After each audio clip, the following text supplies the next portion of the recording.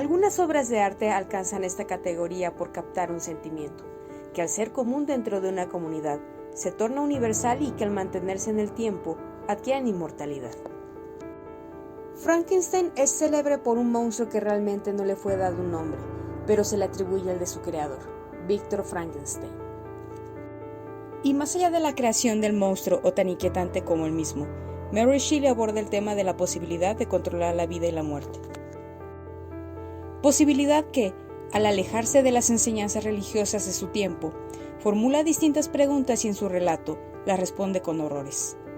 La formulación de esta posibilidad cabe mencionarse, no precisamente parte de Mary Shelley, aunque ella misma lo capta y da forma. Hablar sobre las principales influencias de Shelley nos permite conocer también las bases con las que Victor Frankenstein logra concebir su monstruo. Estas en logos táctico. Primero, ¿qué conocemos de Mary Shelley? Que su padre William Godwin era un hombre del siglo de las luces, que creía en el potencial del ser humano, haciendo manifiestas sus ideas a través de la escritura política. Su madre, Mary Wollstonecraft, por otra parte, fue una de las primeras feministas cuyas ideas también parten de la Ilustración, en tanto el hombre y la mujer son iguales y con las mismas capacidades. Ella muere por una infección derivada en el proceso de parto de su hija, por lo que Shelley le queda de ella una imagen idealizada de su madre y un ejemplo a seguir de su intelectualidad, fomentada también por su padre, por el que se empapa de la mayor cantidad de conocimientos posible de su tiempo. Pero, ¿qué había en su tiempo? Se estaba en los inicios de la filosofía natural, que aunque comenzaba a otorgar aportes a partir de descubrimientos muy mesurados, continuaba fresca la influencia fantástica de los soñadores alquimistas, quienes prometían el alcance de cosas indescriptibles como el descubrimiento de la piedra filosofal, que permitiría la transmutación de los metales, o la obtención del elixir de la vida para encontrar al fin la vida eterna. ¿Quién podría negarse a la fantasía del dominio de los elementos naturales, como quien manipula a los hombres? O mejor aún, manipular los elementos de la naturaleza para crear otros seres.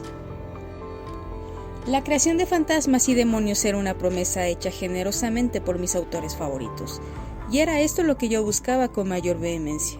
Si mis encantamientos resultaban siempre infructuosos, atribuía el fracaso a mi propia experiencia y a mis errores, pero no a la falta de conocimientos en mis mentores ni a la dudosa veracidad de lo que ellos afirmaban.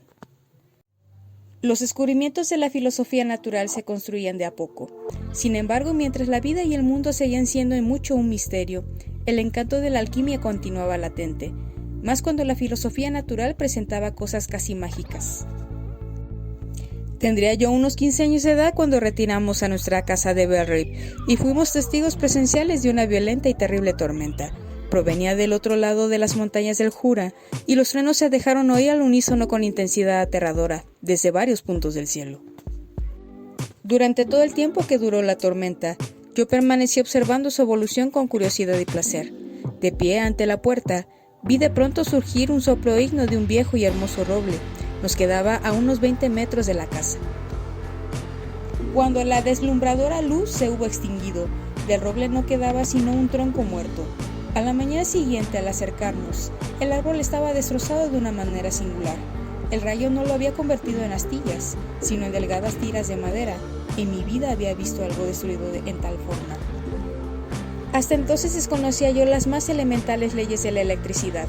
En aquella ocasión, se hallaba con nosotros un gran investigador de la filosofía natural, quien, exaltado por la catástrofe, comenzó a explicarnos una teoría que él había desarrollado en relación con la electricidad y el galvanismo, teoría que fue para mí nuevo y sorprendente a la vez.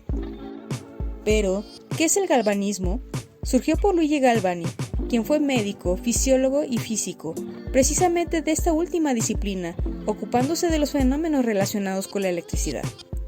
Una de sus demostraciones más populares fue la que implicaba el cuerpo de una rana sometida a corriente eléctrica, generando contracciones en sus extremidades, pudiendo ser que en sus presentaciones solo colocara la extremidad del animal o el cuerpo completo de ésta, que al conectarla a la corriente desde su médula espinal, pudiera incluso generar el brinco de la rana, como si estuviera viva. A todo ello podríamos especular en los pensamientos de Mary Shelley. Si las extremidades de un cuerpo para moverse requiere de electricidad, quiere decir que en los cuerpos vivos la energía se encuentra contenida para que pueda circular en este. Entonces, si un cuerpo que antes tenía vida se conserva lo suficiente y se le conduce la suficiente electricidad en las circunstancias precisas, se puede devolver un ser a la vida. ¿Y qué decir de los alquimistas tales como Paracelso, que también tuvo influencia en Víctor Frankenstein, a pesar de los 2 siglos que hay de diferencia entre ellos?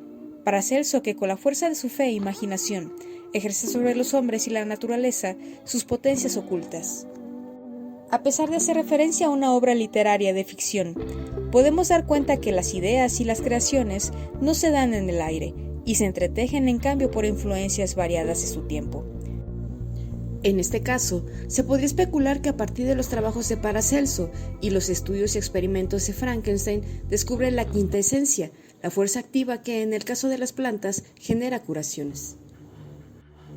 Al final, Mary no nos explica cómo es que a través de la filosofía natural, Frankenstein logra hallar la quinta esencia de los cuerpos de los que extrae la vida, así como tampoco de dónde y cómo obtuvo restos humanos para construir un cuerpo enorme o cómo es que logra crear una criatura de fuerza descomunal a partir de partes cadavéricas y que no requería comer tanto.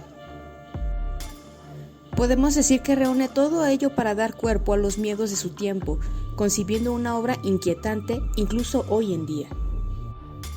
Tanto en el contexto de su desarrollo como en el nuestro, es un tanto complejo determinar a qué género pertenece la obra. En su publicación, se catalogó como una obra de terror al plantear un tema que era mal visto, como el saqueamiento de tumbas para extraer restos humanos. No se entiende por qué el Dr. Víctor requirió partes de cuerpos diferentes y cómo logró conformar un cuerpo de grandes proporciones, que aunada a la posibilidad de lograr darle vida a un ser, podría rozar en la ciencia ficción.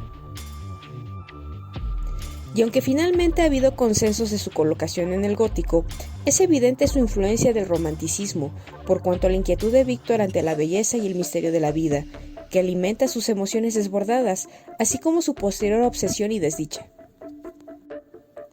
Se sucedieron varios cambios de días y noches, y la esfera nocturna había menguado considerablemente cuando empecé a distinguir mis sensaciones una de la otra paulatinamente.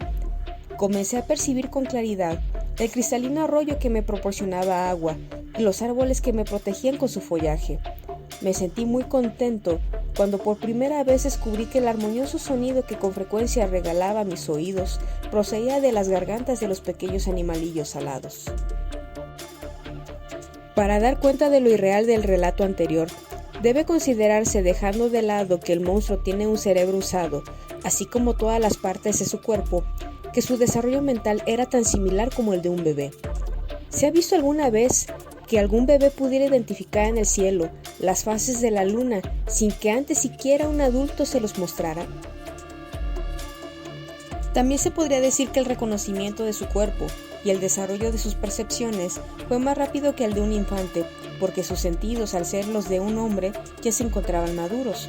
No obstante, para tener proporción de las circunstancias, más allá de remitirnos a las etapas del desarrollo de Piaget, se podría plantear el ejemplo de una persona que está inhabilitada de una parte de su cuerpo, o que se encontrará en coma por algún tiempo.